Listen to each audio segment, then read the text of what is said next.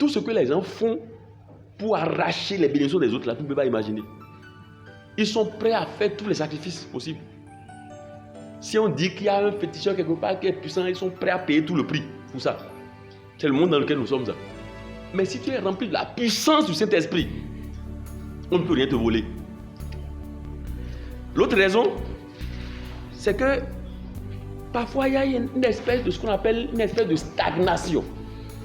Vous savez, quand vous voyez la vie de certaines personnes, vous sentez que rien ne bouge. C'est-à-dire, c'est du surplace, quoi. Le Seigneur n'a jamais voulu que ses enfants soient dans la stagnation. Jamais. L'évangile raconte que quand Jésus a été baptisé et l'Esprit s'est descendu sur lui comme ça, l'instant après, c'est quoi? Il est parti. Il est entré en mouvement.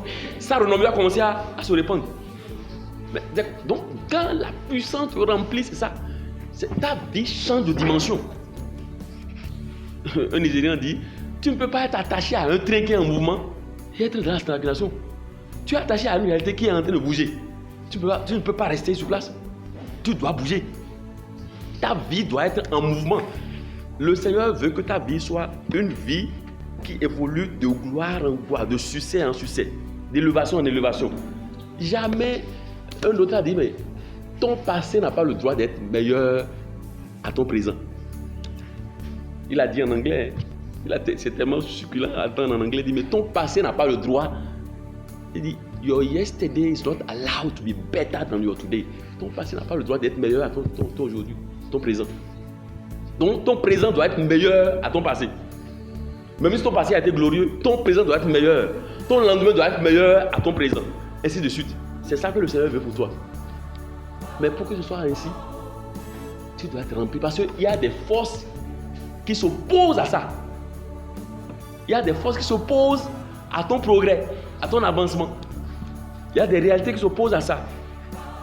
Vous voyez, quand vous lisez le psaume 4, verset 18, il dit « La route des justes est comme la lumière de l'aube, dont l'éclat grandit jusqu'au plein jour. » Donc l'éclat doit grandir. L'éclat doit grandir, doit grandir, doit grandir. L'éclat ne doit pas s'arrêter, doit grandir. L'éclat doit grandir. Alors il n'est pas permis donc que nous soyons dans la stagnation. Ça veut dire qu'il est nécessaire d'être rempli de la puissance du Saint-Esprit. C'est aussi nécessaire, vous voyez. Parfois vous allez voir des proches qui souffrent, qui sont attaqués dans leur santé et tu es impuissant. Tu ne peux rien faire. On a besoin de la puissance du Saint-Esprit pour les arracher au nom du Seigneur. Si tu n'as pas la puissance du Saint-Esprit, bon, tu vas dire, je prie pour toi et tu portes dans mes prières. Ce n'est pas une affaire de prier, mais tu pries violemment. Je me rappelle une fois une dame qui m'a connu sur une paroisse, j'étais résident sur la paroisse, et elle appréciait mes méditations, mais elle vivait en Côte d'Ivoire. Elle est béninoise, elle vivait avec son mari qui est décédé, et elle a son fils qui est aux États-Unis. Donc, un jour, elle m'a envoyé un message, c'était même au cours de l'année du Covid. On était en plein Covid là. Et elle envoie le message pour dire, mon père, pensez à moi dans vos prières, je suis hospitalisé. Quand elle a dit ça, moi je ne savais pas de quelle maladie elle souffrait, mais je lui ai dit, je ne vais pas penser à vous, je vais prier sur vous. Donc après, je l'ai appelé sur WhatsApp et j'ai prié violemment. C'est-à-dire prier en langue alternée avec. Donc je priais, j'ai envoyé le feu à toutes les puissances qui sont levées contre elle, etc. Pendant 10 minutes. C'est une prière violente. Là c'est la violence. Ah, mais on ne va pas caresser l'ennemi dans le sang du poil. Hein. Bon, moi j'ai prié et puis après quelques jours, elle m'a envoyé un message pour dire, ah c'est bien maintenant, elle est rentrée, elle est déjà rentrée à la maison. Et c'est quand elle est revenue au pays qu'un jour, moi j'ai fini une messe. Et je ne l'ai même pas reconnue, elle avait mis le masque, tout ça. Et elle me raconte que c'était une maladie si grave que, c'était pas le Covid, mais si grave que on l'avait mise en quarantaine. Et si elle mourait de cette maladie-là, les gens auraient incinéré son corps sans l'avis de ses parents. J'ai oublié le nom de la maladie. Alors, elle dit, quand j'ai prié, pendant que je priais là, les infirmières qui s'occupaient d'elle entendaient tout ce que je disais comme si c'était en anglais. Oh, je n'ai jamais expliqué le mot en anglais. J'ai prié en langue. Je prie en langue, je prie en français. J'alterne avec la prière en langue. Et elle dit, mais Quelques heures après, il a commencé. Une force l'a envahi. Je crois le lendemain ou 2 jours après, là, c'est fini. Il s'est retrouvé. Il est rentré. Ça veut dire quoi? Les gens voulaient l'éliminer. C'est qu'on a envoyé l'esprit de mort pour l'éliminer. Mais parfois, tu vois ces cas-là et tu es impuissant. Tu vois le cas comme ça. Et tu es là comme ça. Bon, tu n'auras Dieu que pour pleurer. Donc, il faut de la puissance, même en tant que laïc. Ça dit que si tu es rempli de l'Esprit Saint, tu peux prier violemment sur un proche. Si tu es rempli, tu peux prier pour ton époux, pour ton épouse. Tu te lèves au nom du Seigneur, mais il faut que tu sois rempli. Si tu n'as pas la puissance, bon, tu vas prier, mais peut-être rien ne passera. C'est aussi ça qu'on appelle l'onction. C'est la puissance de l'Esprit Saint toujours. C'est ça. Donc, on a besoin de ça pour, voyez, arracher la vie de nos proches aux griffes de l'ennemi. Les gens vont chercher à t'affaiblir par la maladie, etc. Il y a des gens parfois t'envoient un message pour dire moi, quand je peux prier au téléphone, je prie au téléphone simplement. C'est-à-dire que parfois les gens n'ont même pas conscience du fait qu'ils ont besoin qu'on prie sur eux. Pourquoi je dis ça? Certains vont à l'hôpital, c'est bien d'aller à l'hôpital. Mais tu as besoin que quelqu'un prie sur toi, qu'un prêtre t'impose les mains. Ou bien qu'il prie pour toi. Il y a des formes de prière que je découvre, des formes de prière de délivrance. Et ces prières-là, c'est que le prêtre exerce son pouvoir spirituel qu'il a reçu le jour de son ordination. C'est un confrère aîné qui m'a enseigné ça. J'ai fait pour une personne tout récemment, etc. Et bon, il dit ça plusieurs. C'est comme une célébration sacramentale. Je suis dans la voiture, il dit ça quoi. Et tu dénonces tout injustement, tout ce qu'on a. Après avoir invoqué l'Esprit Saint. La prière commence par Esprit Saint, Esprit Saint, Esprit Saint, Esprit Saint, Esprit Saint. Donc tu invoques. Et après tu démasques, tu mets à nu tout ce qui est fait. Contre telle personne, tu appelles son nom. Et etc. Et le reste, tu dis Dieu, Père, Esprit Saint, t'exorcise, t'ennules, te casse, te brise, te supprime, tout ça. Ou après, de Jésus, je fais de même, je scelle, etc. Une prière comme ça. Mais là, vous voyez encore l'Esprit Saint. Vous voyez encore l'Esprit Saint. Pour arracher les gens au griffes des ténèbres, on a besoin de la puissance du Saint-Esprit. Vous voyez que sans lui, nous sommes foutus. Mais sans lui, on ne peut rien faire. Sans lui, on ne peut pas tenir. On a besoin de la puissance du Saint-Esprit pour que notre destinée s'accomplisse. Il y a des gens qu'on appelle, quand vous écoutez certains enseignements spirituels, vous découvrez ce qu'on appelle les voleurs de destinée. Quelqu'un est là, c'est-à-dire la mission pour laquelle Dieu l'a envoyé, c'est peut-être une mission de gloire et il a équipé pour ça. Mais des gens sont capables de te voler ça, cette destinée-là. Ou bien de retarder l'accomplissement. Certains sont capables de retarder l'accomplissement. C'est avec les Nigérians que j'ai commencé à écouter ces enseignements sur ces réalités. Bon, nous, on est dans la littérature, on ne comprend pas les textes. Mais il y a des voleurs de destinée. Il y a des gens qui retardent l'accomplissement d'une destinée. Il y a des gens qui s'asseyent sur la destinée des autres. Il y a des gens qui s'asseyent sur la gloire des autres. Donc, on a besoin de la puissance du Saint-Esprit. On a besoin d'être rempli pour que la destinée s'accomplisse. Si tu es rempli là, celui qui va s'asseoir sur toi n'est pas encore né. Si tu es rempli, même si se lève contre toi là, mais eux-mêmes vont voir qu'il y a quelque chose sur ta vie, ils vont se retourner. Celui sur qui j'ai prié, et puis j'ai un moment à parler, etc. Là. Un jour je priais, parce que ça a duré des mois. Et c'est plusieurs, hein, quelqu'un s'en va, quelqu'un d'autre arrive, etc. Et il dit, tu vas souvent dans ça, non? Derrière nous, on t'attend sur le chemin. Donc, quand ils le disent, c'est qu'ils veulent tenter quelque chose. Bon, moi je lui ai dit, mais vous m'attendez seulement, vous pouvez dire. Et il était allé à une rencontre. Et quand on a fini la rencontre, il était il y a 18h, je me sentais fatigué. Donc je m'étais arrêté sur une paroisse, c'est un confrère là, et je me suis étendu. Dès que je me suis étendu comme ça, qu'est-ce que je vois? Là c'est un songe, c'est différent du rêve. Je vois un gros chien noir qui rasait le mur à mon chevet. Et après ça, mon regard se tourna de l'autre côté et je vois un essaim d'abeilles qui s'enfuyait. Ça veut dire quoi? C'est une foule qui est arrivée effectivement. Oui, mais c'est une foule symbolisée par le chien et l'essaim d'abeilles. Quand ils sont arrivés, qu'est-ce qu'ils ont vu? Ce qu'ils ont vu ne les autorise pas à rester. Mais c'est la puissance du Saint-Esprit. Ça veut dire quoi? C'est que tu ne peux pas ne pas avoir une relation à l'Esprit Saint. Si tu n'as pas de relation à l'Esprit Saint, tu es encore faible. Tu ne peux pas tenir. Mais si tu as une relation à l'Esprit Saint, même si se lève tout contre toi, là, ils verront toujours la lumière sur toi. Parce que le combat spirituel, c'est esprit contre esprit. C'est d'abord esprit contre esprit. C'est esprit contre esprit. La Bible dit que l'Esprit Saint se joint à notre esprit. Bon, c'est pour la dire, il se joint à notre esprit pour nous apprendre à prier. Mais ce n'est pas seulement pour nous apprendre à prier. Donc, il se joint à notre esprit pour le fortifier.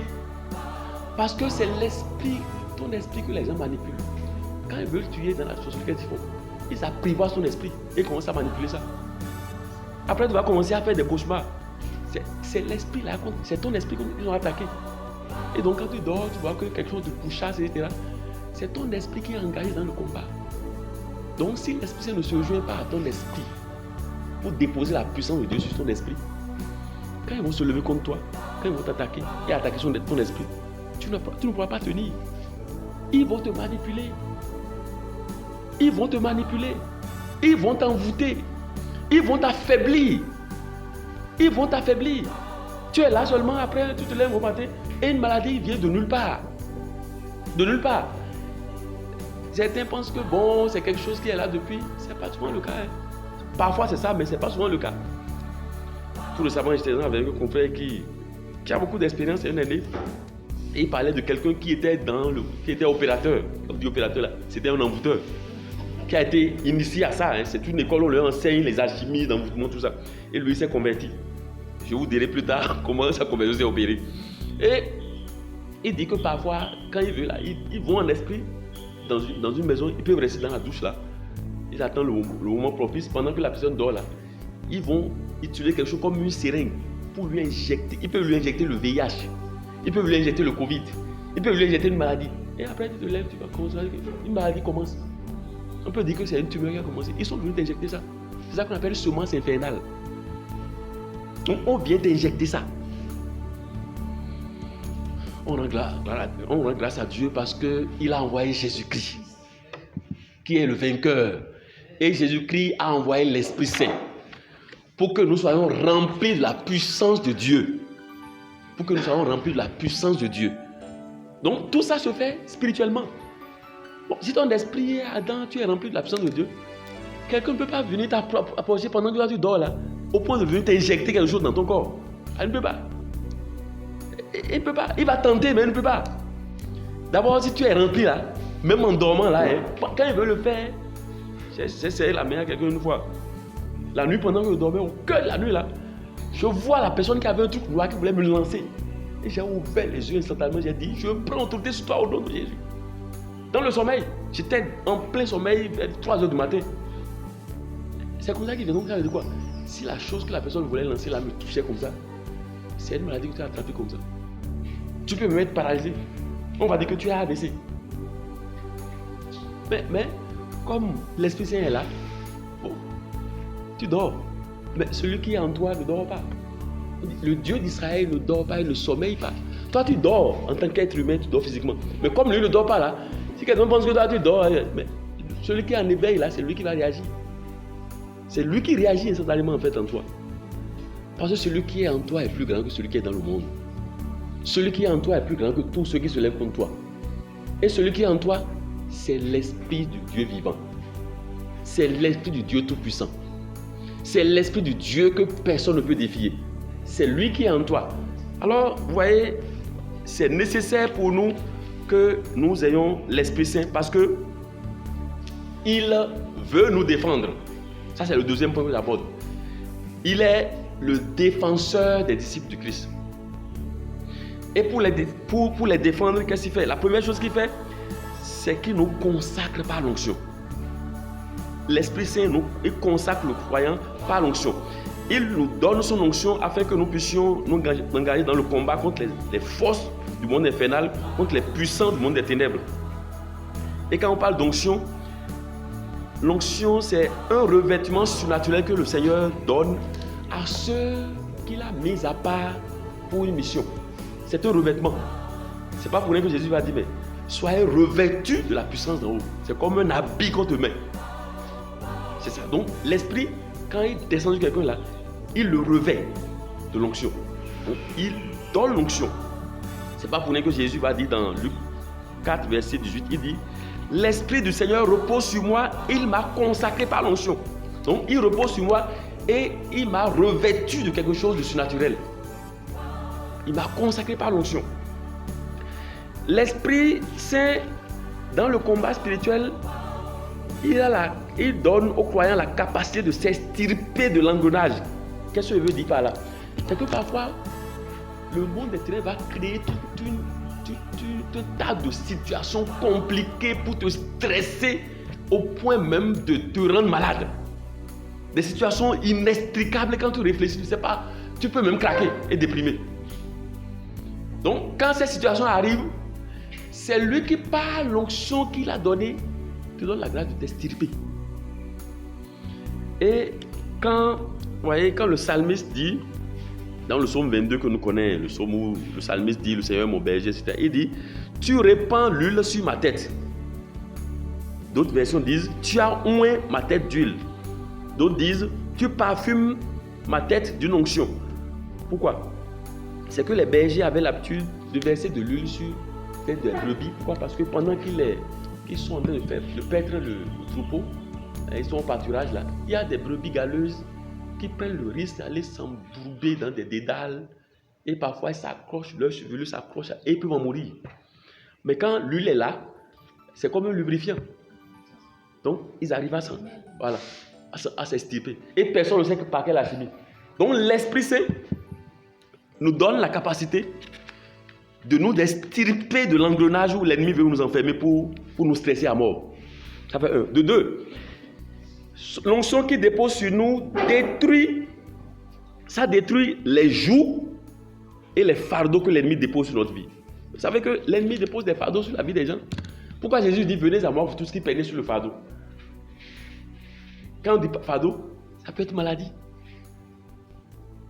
Ça peut être maladie. Ça peut être malédiction. Ça peut être quelque chose que les gens t'ont envoyé. Et quand on te voit comme ça, on ne te voit pas dans toute ta splendeur, dans toute la beauté que Dieu t'a donnée. Ça peut être même une odeur nauséabonde. On racontait qu'une femme avait une odeur, elle utilisait tous les parfums, les meilleurs parfums au monde.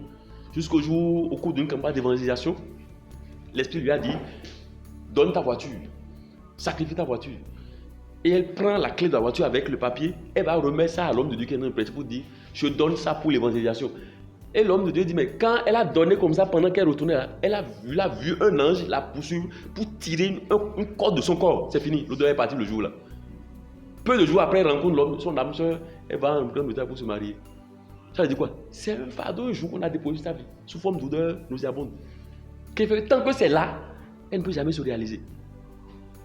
Donc, un des rôles que qu'on appelle l'onction de l'Esprit Saint fait, c'est qu'il détruit les jougs et les fardeaux.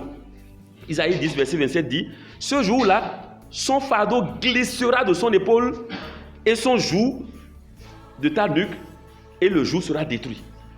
C'est l'Esprit Saint qui fait ça. Alors, tout fardeau qu'il y a sur ta vie, je demande à l'Esprit Saint de détruire ça. Tout ce que l'ennemi a déposé sur ta vie comme fardeau, quelle que soit la forme de ce fardeau-là, je demande à la puissance de cet esprit, parce que quand on parle de lui, il est déjà là, il agit, de briser ce fardeau-là. De faire tomber ce fardeau-là définitivement. D'enlever ce fardeau de ta vie définitivement. Au nom de Jésus-Christ. L'autre rôle, c'est qu'il donne, comme Jésus l'a dit, le pouvoir aux croyants, le pouvoir surnaturel aux croyants, pour écraser tout esprit qui ne confesse pas le nom de Jésus, toute forme de puissance du monde infernal. J'ai déjà cité Luc 10, verset 19, quand il a dit, je vous ai donné le pouvoir de fouler aux pieds serpents, scorpions et toute puissance de l'ennemi. Donc de fouler aux pieds. Ça veut dire quoi? Quand l'Esprit Saint vous remplit de sa puissance, toutes ces puissances sont sous vos pieds. Parce que ces puissances sont d'abord sous les pieds de Jésus, celui que nous suivons. Donc, elles sont nécessairement sous tes pieds, si tu es rempli de l'Esprit Saint. Ils vont faire tout, ils vont se rendre compte que, tu es du coriace, hein? On ne va pas là-bas, c'est du sang, c'est un sens interdit. Si tu vas de ce côté-là, et c'est là où je vais vous raconter l'expérience que le confrère m'a raconté lundi dernier. C'est un confrère né à Cotonou, tout ça. Et il disait que un monsieur qui était un grand sorcier a dit quand lui, tu deviens sa cible là, il ne te rate pas. Donc si tu n'es pas un chrétien rempli là, attaché à Jésus-Christ radicalement, tu ne lui échappes pas. Et il s'est levé pas bonheur ou pas malheur pour lui, contre une dame. Or, cette dame-là est tellement attachée à Jésus et elle manifeste son attachement par la dévotion au Sacré-Cœur.